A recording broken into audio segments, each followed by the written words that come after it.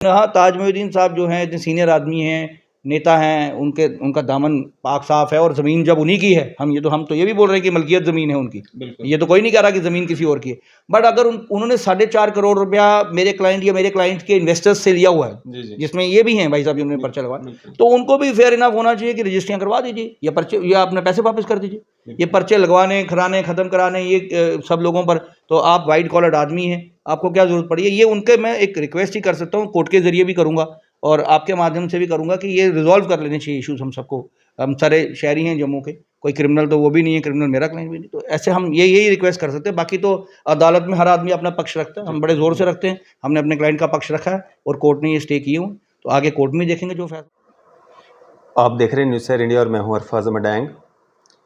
कुछ दिनों से खबर आ रही है नवाबाद पुलिस थाना में जो है पूर्व मंत्री व डीपीएपी नेता ताज मोहिउद्दीन और कुछ लोगों के खिलाफ जो है सेक्शन 420 और भी कुछ सेक्शंस जो हैं वो लगी हैं। एफआईआर जो है वो नवाबाद थाने में दर्ज हुई है।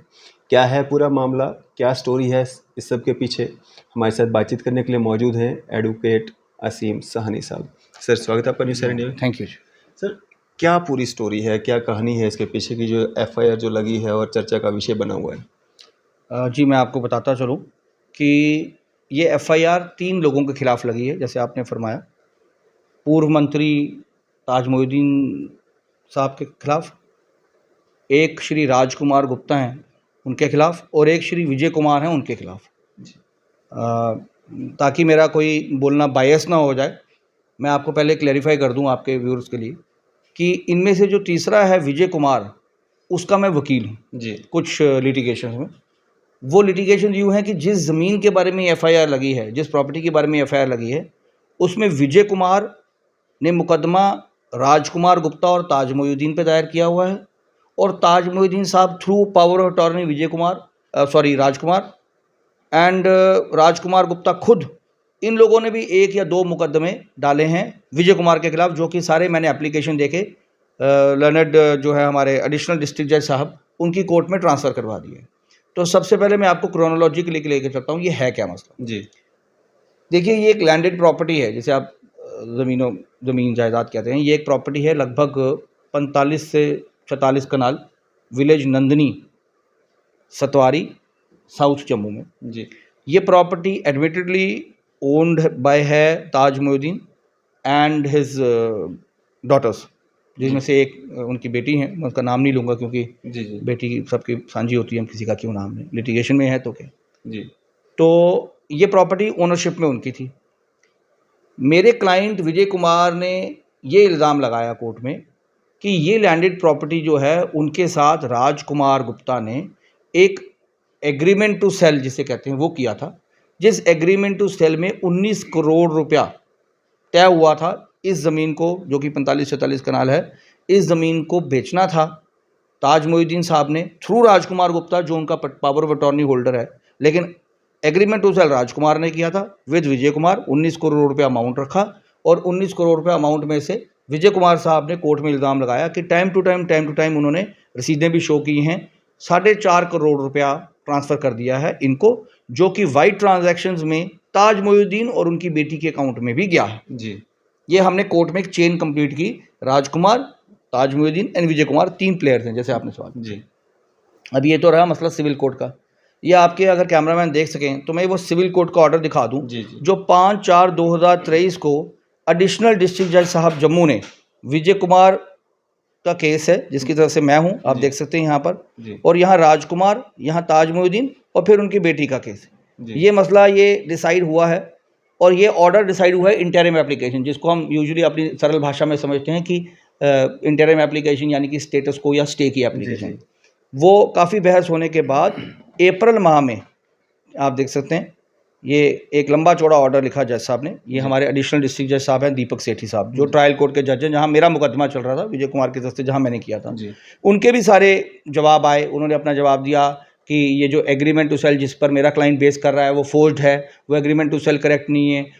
राजकुमार ने अगर कोई डील की होगी तो राजकुमार ने की है, ताज मोइनुद्दीन साहब ने मेरे क्लाइंट विजय कुमार के साथ कभी कोई डील नहीं की है, इनका कोई डायरेक्ट रास्ता नहीं हुआ। हमने कोर्ट में क्लियर रजिस्ट्रियाँ दिखाई कि ये रजिस्ट्री अगर हुई है तो पैसा ए ने ट्रांसफ़र किया, मेरे पास आया, मैंने पैसा राजकुमार जी को दिया, कुछ पैसा जो है वाइट टू वाइट अकाउंट में ट्रांसफ़र हुआ ताज मोइनुद्दीन साहब के अकाउंट में। तो वो हमने स्टेटमेंट लाया, कोर्ट में दिखाया कि सर ये बैंक स्टेटमेंट है, ये करोड़ रुपया या ये लाखों रुपया हमारा ताज मोइनुद्दीन साहब के अकाउंट में ट्रांसफ़र हुआ।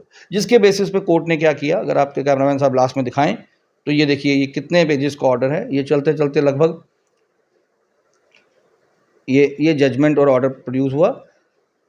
I think that the plaintiff has made out a prima facie case in his favor. As such, defendants are directed to maintain status quo on spot with regard to the suit property and also not create any third party interest in the suit property till final disposal of the main suit. अभी ये मुकदमा चल रहा है, ये 5/4/23 को जज साहब ने ऑर्डर पास किया और स्टेटस को एंड थर्ड पार्टी इंटरेस्ट पे स्टे लगा दिया। थर्ड पार्टी इंटरेस्ट होता है अब ताज मोइनुद्दीन साहब, राजकुमार गुप्ता साहब उनके पावर ऑफ अटॉर्नी, ये प्रॉपर्टी आगे तीसरे किसी शख्स को नहीं बेच सकते जी। ये 5/4/2023 को ऑर्डर किया। अब ये चलते चलते मुकदमा, क्योंकि ये सिविल कोर्ट का ऑर्डर था, उनके पास इख्तियारात थे, कोई भी आदमी के खिलाफ ऑर्डर हो वो चैलेंज कर सकता है। जब उनको नामंजूर रहा ये ऑर्डर तो उन्होंने अभी जून माह में इसकी अपील फाइल कर दी, इस ऑर्डर की अपील जो हमारे हक में हुआ था ये ऑर्डर। तो ये आप देख सकते हैं, ये अपील है जी, देख सकते हैं आप title, Taj Moinuddin and others versus Vijay Kumar ji. Taj Moinuddin साहब की तरफ से R K Jain senior advocate with Mohit Jain advocate पेश हुए, विजय कुमार साहब की तरफ से असीम कुमार सानी एडवोकेट फॉर द केविएटर मैं पेश हुआ। ये अपील नंबर है, ये हाई कोर्ट का ऑर्डर है जी। जस्टिस राहुल भारती साहब की ये कोर्ट में केस लगा था 5 जून 2023 को। काफ़ी लंबी चौड़ी बहस सुनने के बाद इसमें कोर्ट ने जो ये वाला ऑर्डर था अप्रैल माह का उसको स्टे कर दिया। यही सारे आर्गूमेंट्स उन्होंने दिए कि एग्रीमेंट टू सेल पे किसी का कोई राइट नहीं होता है, पहला। नंबर 2, एग्रीमेंट टू सेल अगर माना भी जाए तो ये फौज था, इसको हमने सूट फाइल किया। सूट भी 3 फाइल हुए, 2 सूट उन्होंने फाइल किए, 1 सूट मैंने फाइल किया। सूट होता है दीवानी दावा।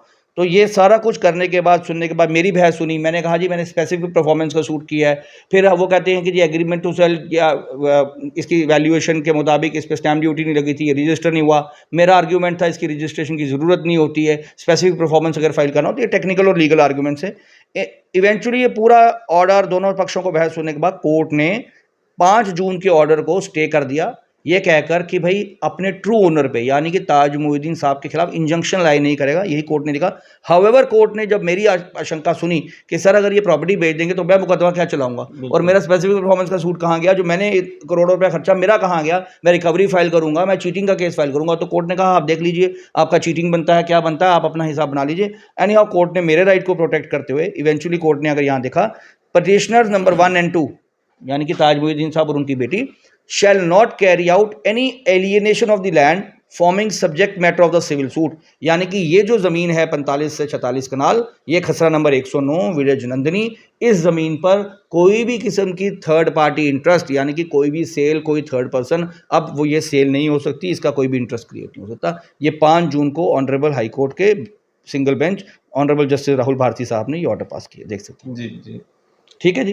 जी। तो ये ऑर्डर पास होने के बाद मेरा क्लाइंट मुतमीन था कि अब ये जगह नहीं बिक सकती। यही हमें चाहिए था कि थर्ड पार्टी इंटरेस्ट ना क्रिएट हो। जब तक हमारा राइट पूरा डिटर्मिन होता कि हमारा इख्तियारात हैं नहीं है, हमारा राइट बनता है नहीं बनता है, ये डॉक्यूमेंट करेक्ट है कि फोर्ज्ड है, एनी हाउ ये हो गया। तो अचानक हम एक दिन क्या करते हैं, हम अखबार में पढ़ते हैं कि 8 जून को 2023 को एक पर्चा रजिस्टर हो जाता है। वो भी मैं आपको दिखाता हूँ जी।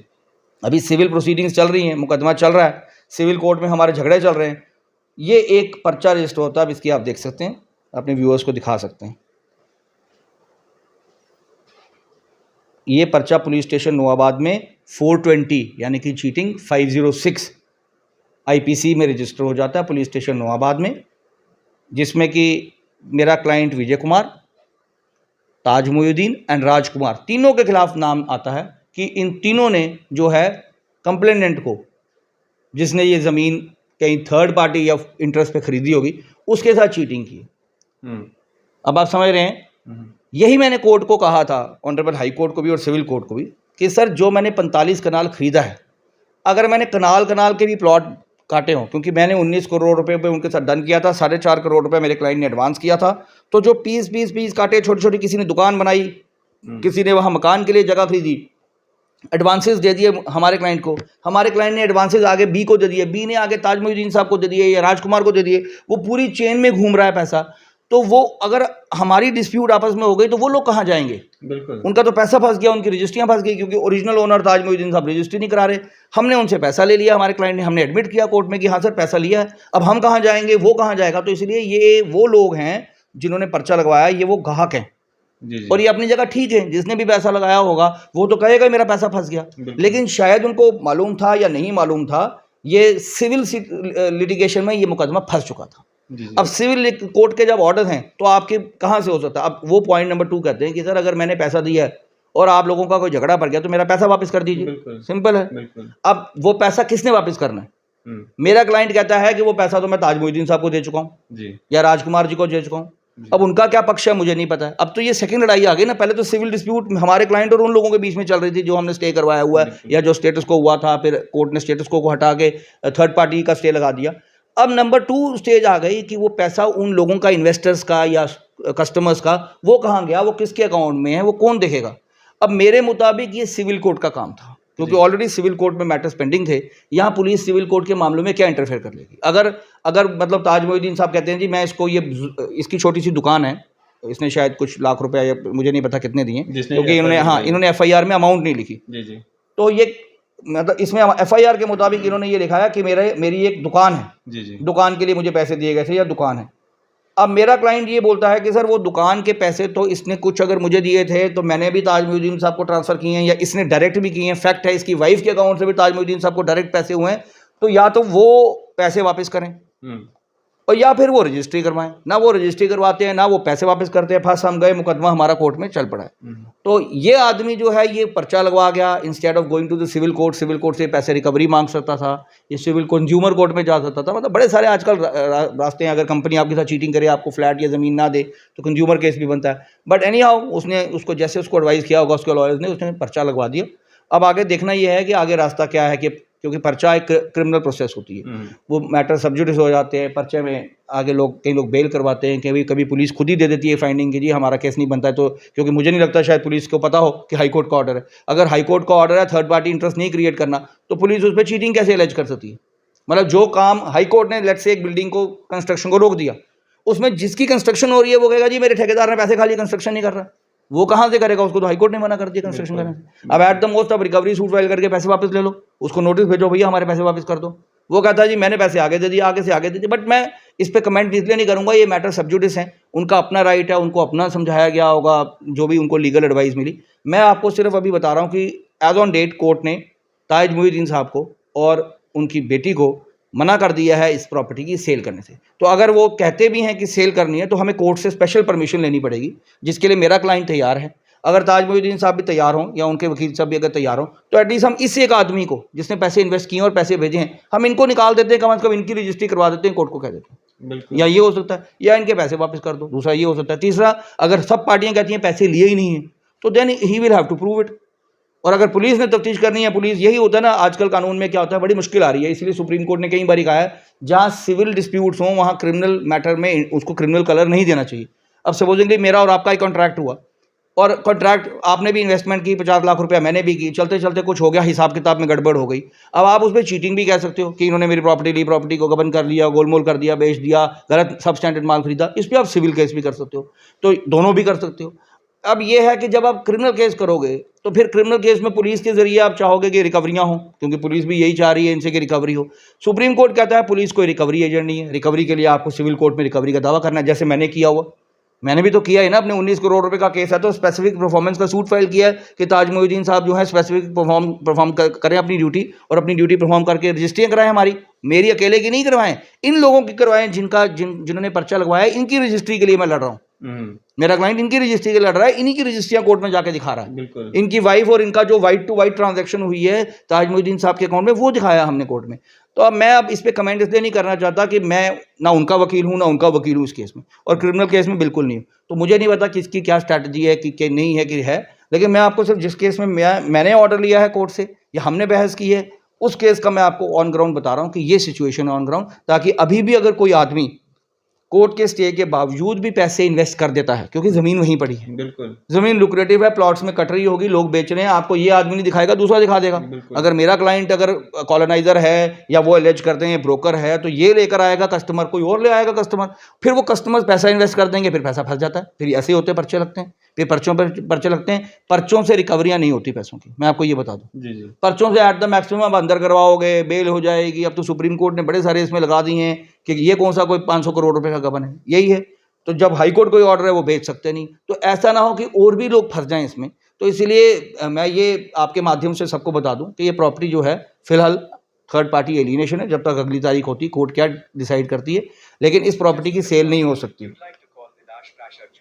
तो ये मसला जो है आप कोर्ट में आपका पेंडिंग है, तो सब लोगों को आगाह रहना चाहिए कि जहाँ भी लिटिगेशन हो उस लिटिगेशन में इन्वेस्टमेंट ना ही करें तो बेहतर है। सर, ये जो बाकी लोग हैं, जो अभी तो एक व्यक्ति सामने आया है 420 में पर्चा जो है उसने लगवाया है, बाकी लोग जिन्होंने इन्वेस्टमेंट की है तो वो क्या करें? अब उनका तो पैसा मतलब फंस गया। अगर आप ज़मीन मतलब बेच भी नहीं सकते हो, या उन लोगों ने जिन्होंने ख़रीद ली है वो लोग वहाँ पे काम नहीं कर सकते हैं, या किसी को आगे और किसी को सेल नहीं कर सकते, तो उनका मतलब बीच में फंस गया, वो क्या करें? देखिए जी, वो आप बिल्कुल ठीक फरमा रहे हैं कि पहले तो स्टेटस को हमने लिया था, तो स्टेटस को में तो बिल्कुल ही काम रुका हुआ था, ना हम कर सकते थे, ना वो कर सकते, ना कोई थर्ड पर्सन जिसने खरीदा वो नहीं करता। अब इसमें से कई लोगों की, जब मैंने कोर्ट में बहस की थी, डेमोन्स्ट्रेट किया था अपना केस, तो कई लोगों की रजिस्ट्रियाँ हुई भी हुई हैं। ऐसा नहीं कि एक भी रजिस्ट्री नहीं की ताजमुद्दीन साहब ने, रजिस्ट्रियाँ हुई हैं, 5 से 10 लोगों की हुई होंगी। तो वो तो चलो अपना अपना प्लॉट काटें, अपना काम करें, अपना मकान बनाएं, तो वो कर सकते हैं। लेकिन जिन्होंने पैसे दे दिए और रजिस्ट्री नहीं हो पाई, सेल डीड रजिस्ट्री से मतलब है मेरा सेल डीड रजिस्टर होना, वो नहीं हो पाई, तो अब तो as per this court order वो नहीं हो सकती। तो अब उनको इंतज़ार करना पड़ेगा, वेट कीजिए, लिटिगेशन का कुछ ना कुछ आउटपुट बनेगा, या आप इसी लिटिगेशन में जो एडिशनल डिस्ट्रिक्ट जैसे आपकी कोर्ट में या हाई कोर्ट में चल रही है, आप अपना वकील कीजिए, ज्वाइन कर लीजिए, आप भी अपना पक्ष सुना लीजिए। जैसे ये भाई साहब है जिन्होंने पर्चा लगवाया, तो मैं जो समझ रहा हूँ इनको यही मसला है, मेरे पैसे जो फंस गए जी, या ये मुझे वापस करे, ये मुझे वापस करे, दोनों मेरा पैसा, थोड़ा मेरी ज़मीन भी नहीं मुझे दोगे और मेरा पैसा भी नहीं मुझे दोगे, ये तो ठीक नहीं है। तो ये इसके लिए इनको पार्टी हाई कोर्ट में बनना चाहिए था। शायद हम हिसाब किताब अपना जोड़ते, मैं कोर्ट को दिखाता कि सर देखिए मैंने तो सिविल कोर्ट में बताया था, मैंने इतने पैसे दिए, इतने पैसे ट्रांसफ़र कर दिए, इतने पैसे उसने भी ट्रांसफ़र कर दिए उनके अकाउंट में, तो या वो दे दे वापस या मैं दे दूँ वापस, या हम दोनों मिलकर रजिस्ट्री करवा देते हैं आपकी। बिल्कुल यही हो सकता है ना।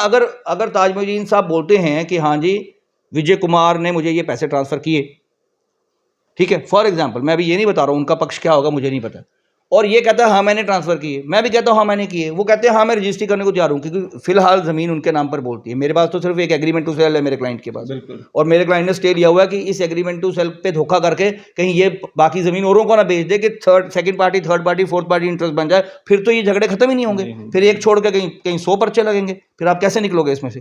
तो नया खरीदने वाला भी फंस गया, पुराने वाला भी फंस गया, जिसने एग्रीमेंट किया वो भी फंस गया, जिसने अटॉर्नी किया वो भी फंस गया। तो ये डिस्प्यूट्स ना पड़े, इन चीज़ों के लिए सिविल कोर्ट्स में आना चाहिए, अपना वकील लाइए, अपना पक्ष रखिए, मे भी वहाँ से रास्ता जज साहब निकाल दें आपके लिए, अक्सर निकल ही रहा है रास्ता। लेकिन ये अगर आप कन्फ्यूजन क्रिएट करेंगे, ठीक है, उससे क्या फ़र्क पड़ता है, वो अपना अपना हर क्लाइंट के पास अपना रास्ता होता है, अपना अपना वकील करते हैं, कोई बेल कराएगा, कोई भागेगा, कोई सिविल कोर्ट में जाएगा, कोई क्वेश्चन के लिए जाएगा, इसमें मैं नहीं समझता हूँ कि कुछ होगा। लेकिन हाँ, ताजमुद्दीन साहब जो हैं, इतने सीनियर आदमी हैं, नेता हैं, उनका दामन पाक साफ़ है, और ज़मीन जब उन्हीं की है, हम तो ये भी बोल रहे हैं कि मलकियत ज़मीन है उनकी, ये तो कोई नहीं कह रहा कि ज़मीन किसी और की है। बट अगर उन्होंने 4.5 करोड़ रुपया मेरे क्लाइंट या मेरे क्लाइंट के इन्वेस्टर्स से लिया हुआ है, जिसमें ये भी हैं भाई साहब जिन्होंने पर्चा लगवाया, तो उनको भी फेयर इनफ होना चाहिए कि रजिस्ट्रियाँ करवा दीजिए, या पर्चे या अपने पैसे वापस कर दीजिए। ये पर्चे लगवाने, खराने, ख़त्म कराने, ये सब लोगों पर, तो आप वाइट कॉलर आदमी हैं, आपको क्या ज़रूरत पड़ी है। ये उनके मैं एक रिक्वेस्ट ही कर सकता हूँ, कोर्ट के ज़रिए भी करूँगा और आपके माध्यम से भी करूँगा कि ये रिजॉल्व कर लेने चाहिए इश्यूज़ हम सबको। हम सारे शहरी हैं जम्मू के, कोई क्रिमिनल तो वो भी नहीं है, क्रिमिनल मेरा क्लाइंट भी नहीं, तो ऐसे हम यही रिक्वेस्ट कर सकते हैं। बाकी तो अदालत में हर आदमी अपना पक्ष रखता है, हम बड़े ज़ोर से रखते हैं, हमने अपने क्लाइंट का पक्ष रखा है और कोर्ट ने ये स्टे किए हुए, तो आगे कोर्ट में देखेंगे जो फैसला होगा। बिल्कुल, चलें, शुक्रिया हमारे साथ बातचीत करने के लिए। Thank you.